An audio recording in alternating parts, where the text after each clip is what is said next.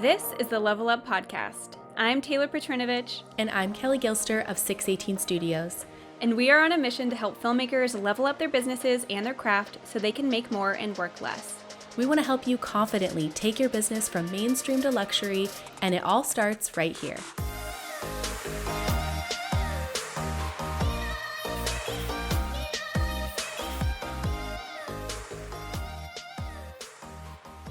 Hello, everyone, and thank you for joining us for another conversation. I am here with my co-host, Taylor Petrinovich. Taylor, how are you?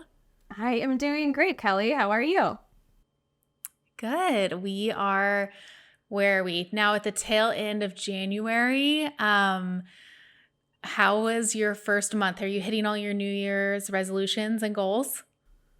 Of course. Just kidding. Actually, the day that this episode goes live is my birthday. So that's kind of exciting. It's not as we're recording, so it's slightly less exciting, but I'm turning 32, which I feel like I'm like solidly in my 30s now, which is, yeah, that's a thing. You're so young. Like, I can't believe it. 32, 3 kids. I'm 34, but I'll be 35. Like, you're just such a baby. I'll be 35 in a few months. So now we're just spilling our age in the start of this podcast episode. If people were wondering, I'm 34. Taylor is now 32. We broke the cardinal rule of being a woman. Just kidding. No, I don't know. I like it. I feel like your 20s is very much so like figuring out like who you are and what you want to be. And in your 30s, like, it's like more of like a refinement. And then I've heard that once you're like 40 and beyond, you just kind of like stop caring about what people think. So that'll be great once we reach that. So I love it. A massage. So probably as you're listening to this, I'm getting a massage, which is like my most favorite activity to do. So it's going to be a great day, but, I'm also great because we are just actually coming off of our very first Reset Summit. So, a lot of you joined us last week for this.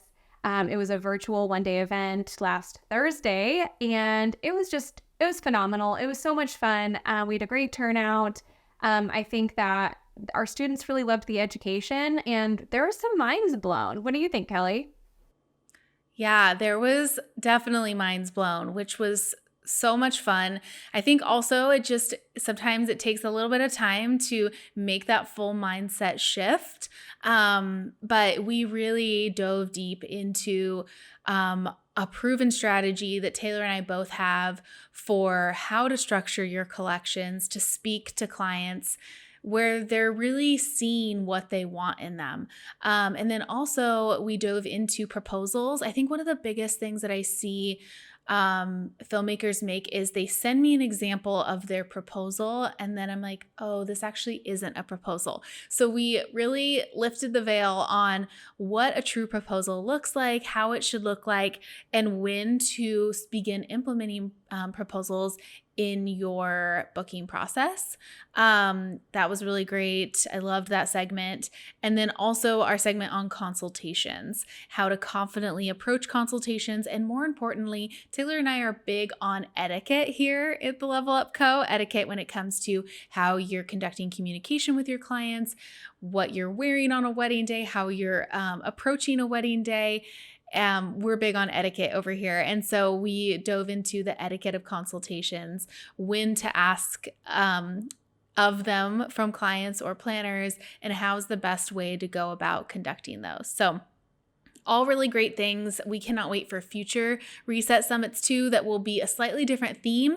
But this one on pricing and packages and proposals was really mind-blowing, as we said. And Taylor, do you want to tell them, if they missed out, there's still an opportunity for them to relive it? Yes. So like with all of our other educational things that we do, we've recorded it, guys. We want our students to be able to rewatch it, and we want opportunities for those of you who maybe you weren't like even aware that we existed before we launched the Reset Summit, and you're just now hearing it for the first time. It is available to you. So you can still find that at thelevelupco.com/reset, and you can grab the replay. it'll be there forever. And all future, like if you're listening to this in like 2026, guys, future reset summits will be at that link as well. And at the bottom of the page, you'll always be able to have access to purchase previous ones as well. So I just feel like it was really, really valuable. And we saw some great shifts in people, and it's like really tactical information. It's not like, you know, like dreaming of what you want your business to be. It's very much so like you take notes, you go apply it to your business, and you make more money. Like it's very cut and dry. So if that's your learning style, then I think you're going to love it. But now that we are kind of edging towards the end of January, you know, we're solidly into 2024. And for most of us, like, especially, like I said, like in the Northern Hemisphere, so not like our Australian listeners, but a lot of us are in our off season right now, right? So like a lot of peak wedding season kind of starts between like, I don't know, around like April, May, things really start picking up, and they die back down around like October, November. And so it's the off season. And we have some thoughts on how you should be, you know, spending your off season so that you are resting, but you're still kind of putting in some work to set yourself up for success when busy season kind of hits. So Kelley, do you have any thoughts about the off season before we dive into these 3 things that we've come up with that we want our listeners to do? Yeah, one thing I really want to encourage people now, I've entered my 14th season. Grandma Kelley over here coming in with her big talks, but we always used to freak out during the off season, and we never took time to really rest and enjoy it because we were so concerned about, oh my gosh, maybe my savings account is draining right now because I'm not really getting, you know, I'm just kind of living off of bookings. I don't have final payments coming in, all that stuff.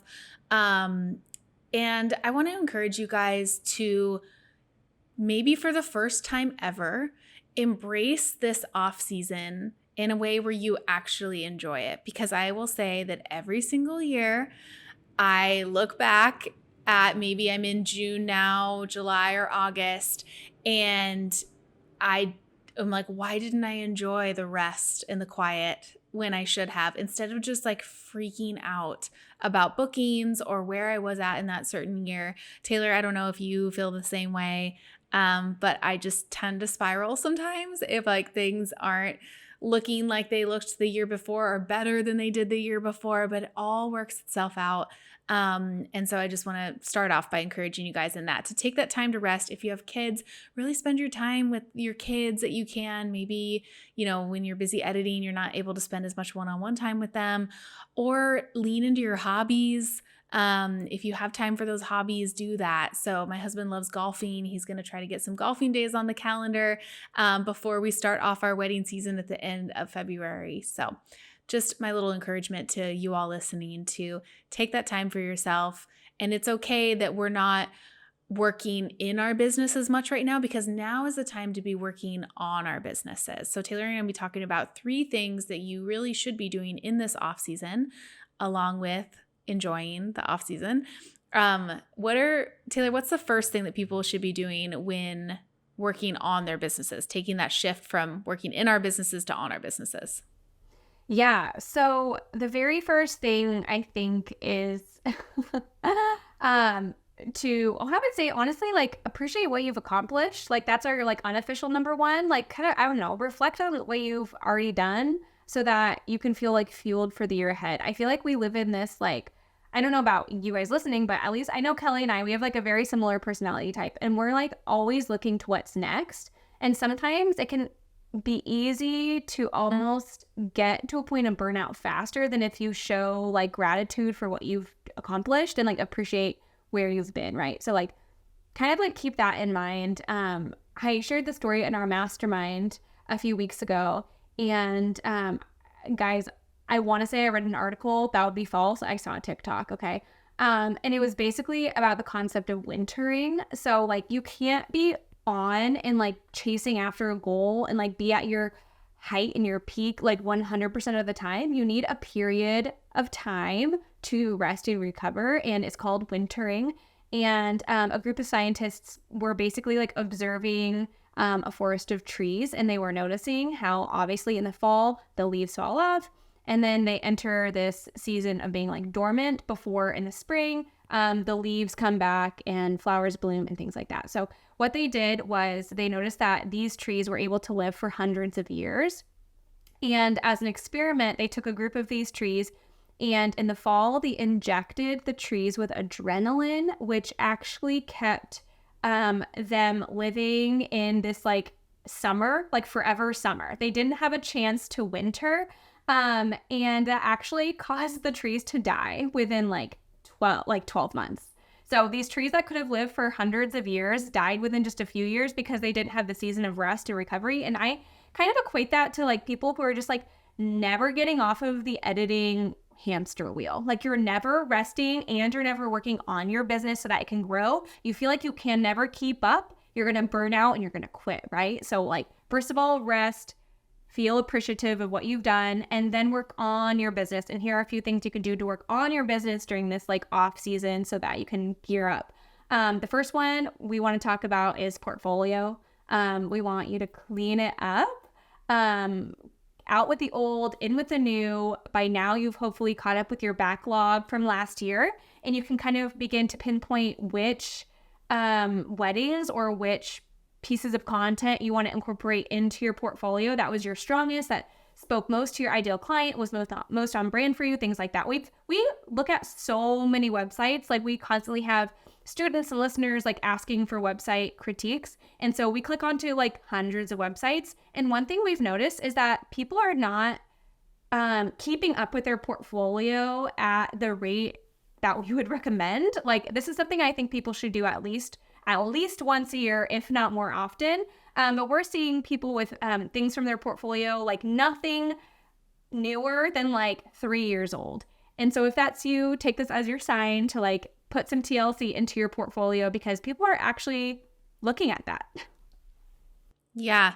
I can't tell you how many times we've looked at like during a mentor session, looked at their portfolio page on their website versus their social media feed. And we're like, where is this wedding? Where is this wedding? Like what, get these old ones off of here. Like that was from a totally different time when you were serving a different market, and people pay attention. They really do. So be sure that you kind of go through and curate that portfolio and maybe even refine it down a little bit. We don't need as much on our portfolio as we think we do. So if something is on there that's not speaking to your ideal client, go ahead and just let it fade away from the portfolio page, and it's served its time on your website, and it's time to pull it off. And I think too, like a lot of times we get very tied to our work. Maybe you worked with that couple, you love that couple, they're so great, but sometimes it's even best to like ask a fellow friend that you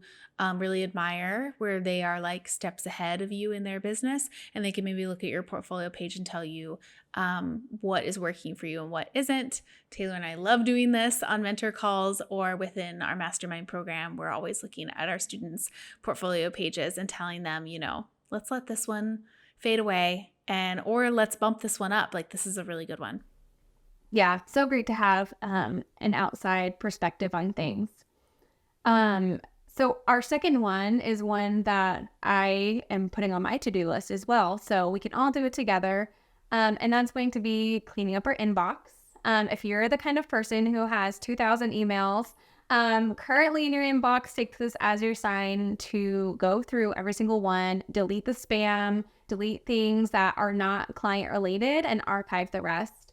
What I like to do within Gmail is I have folders to the left of the screen, and they're literally just titled by year. So I used to be good at it and I need to catch back up. But so I have folders 2020, 2021, all these things, and like all client related emails get archived so that my inbox is like really just like showcasing what's related to now. And it's not cluttered. I don't know how like frustrating it is when sometimes like an email comes through and you missed it just by the sheer volume of emails that you have in your inbox. You just didn't see it. It got lost in like the shuffle. And that's really, really frustrating for our planner partners, for clients, or anyone who's trying to get in touch with you. And it can happen, and it does happen. So just make sure we're kind of, putting a little bit of attention there. I know it's not like one of the like fanciest or like most exciting tasks to do, but it's one that needs to be done.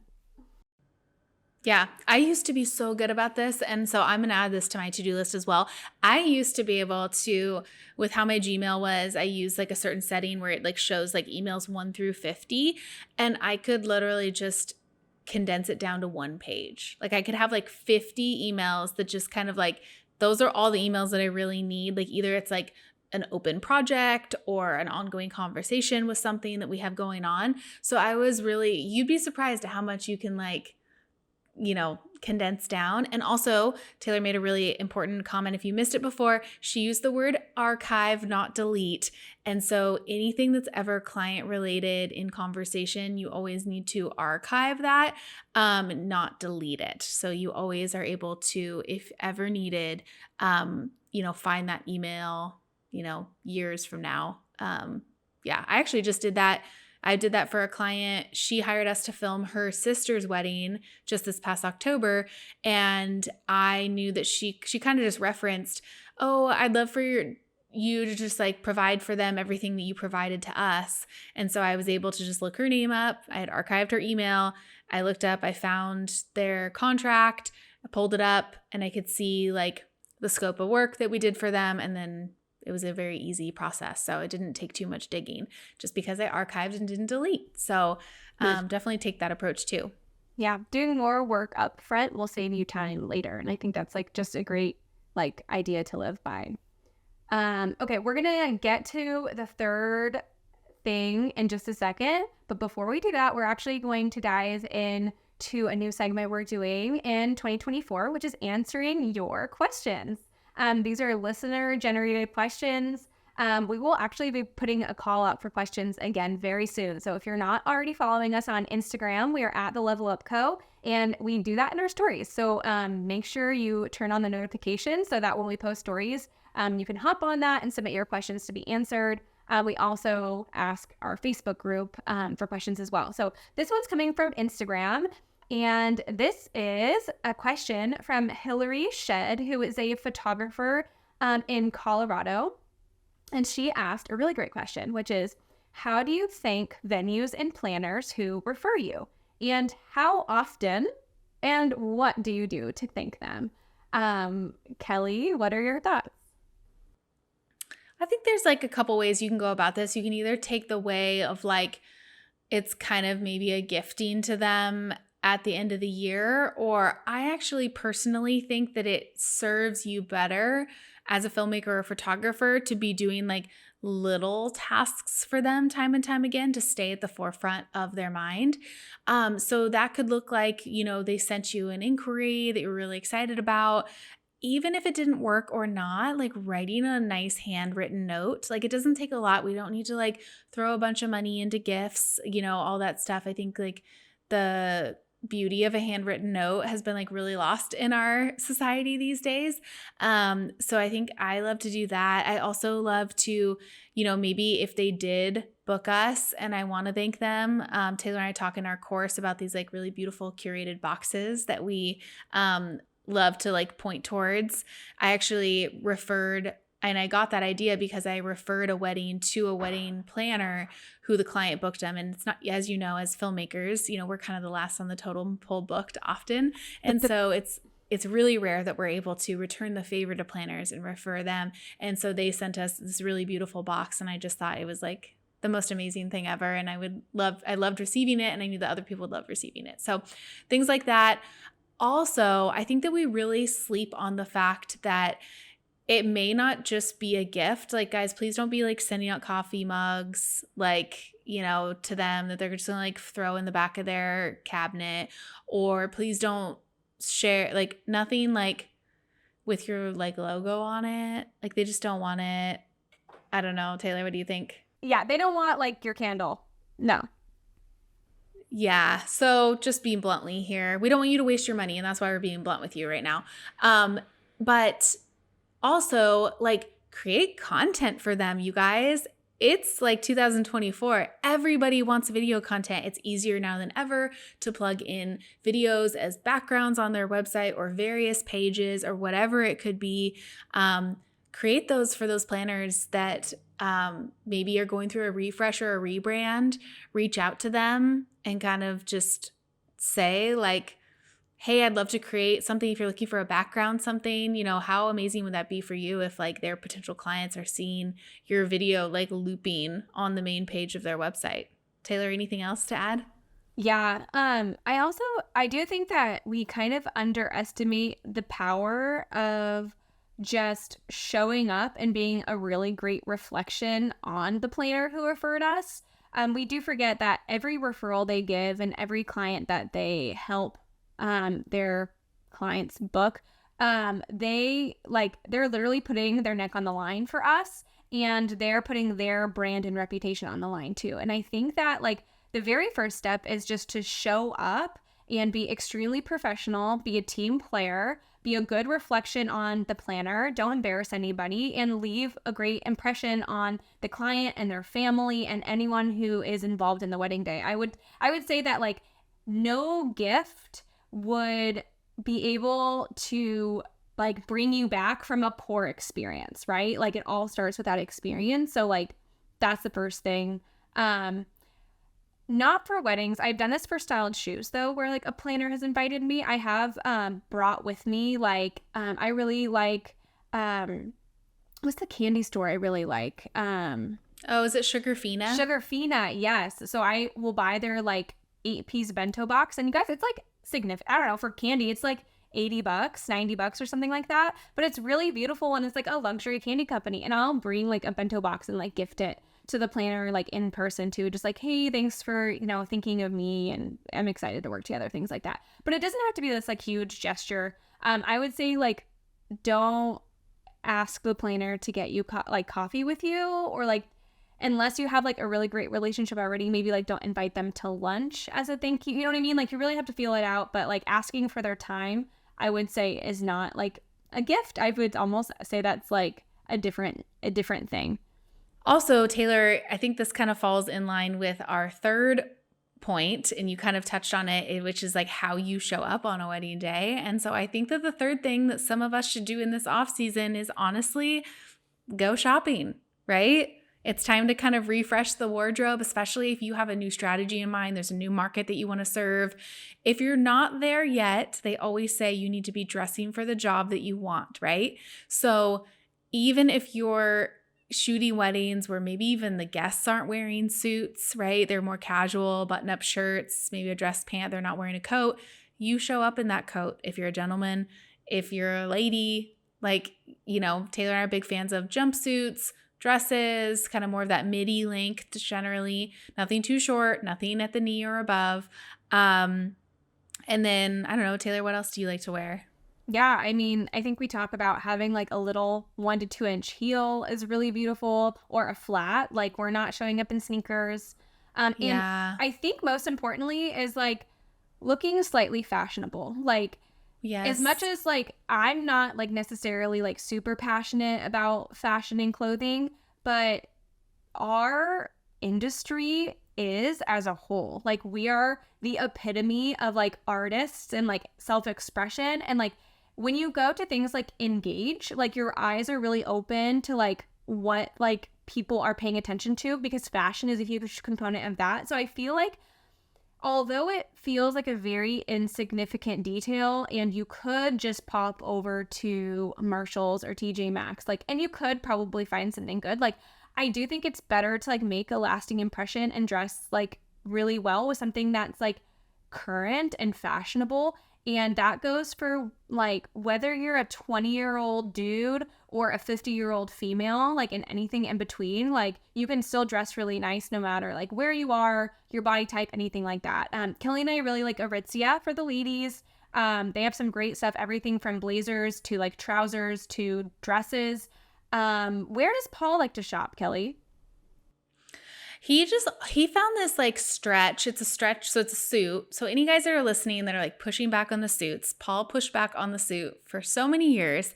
And the performance fabric on these suits have changed so much where like you really can't complain anymore. Like they're so comfortable, they're so lightweight, they're not what they used to be. You can do your job. I'm like, I'm sorry, like, but I see so many comments in like Facebook groups that are like, I can't do my job if I wear a suit. And I'm like, that's BS. Like the fabric technology has changed so much to where like Paul can get his Ronin up over his head if he needs to get some like tabletop details. Like, it's gonna be fine. You'll be okay.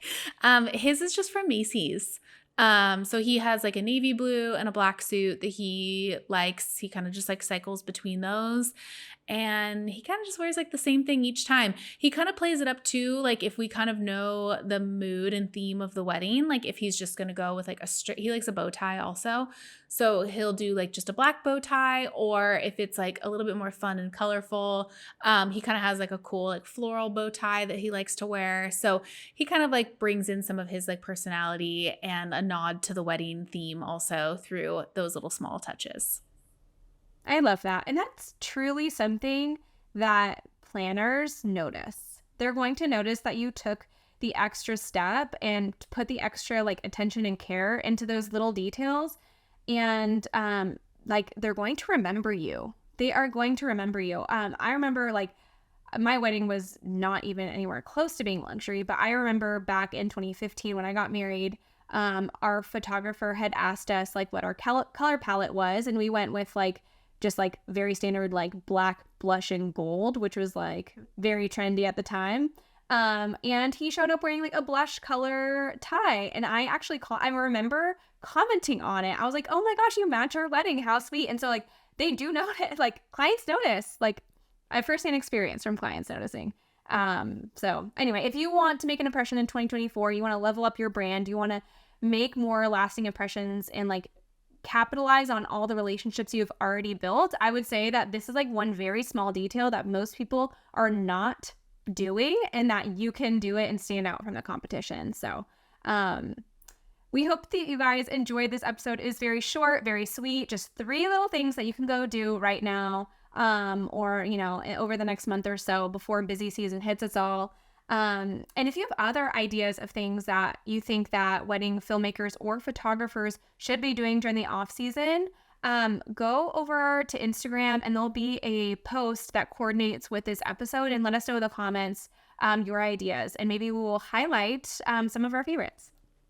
Yeah. And if you're watching on YouTube too, you can also always jump into the comments and leave a little something that you feel like we can all do in this off season. But it's a wonderful time. Let's not freak out again about maybe how bookings are looking or just the slowness. Don't try to fill it with too many things. Fill it with actionable things like we talked about, and also filling it with just fun things that we can't do when we're in the thick of the, busy season. Yep. And cheers to an amazing 2024 ahead. Thank you for joining us in this conversation. If you enjoyed this episode, please help us reach more filmmakers just like you by taking a screenshot and sharing it on social media. Don't forget to tag us at The Level Up Co. And join us again next week, same time, same place, as we continue to level up the industry together.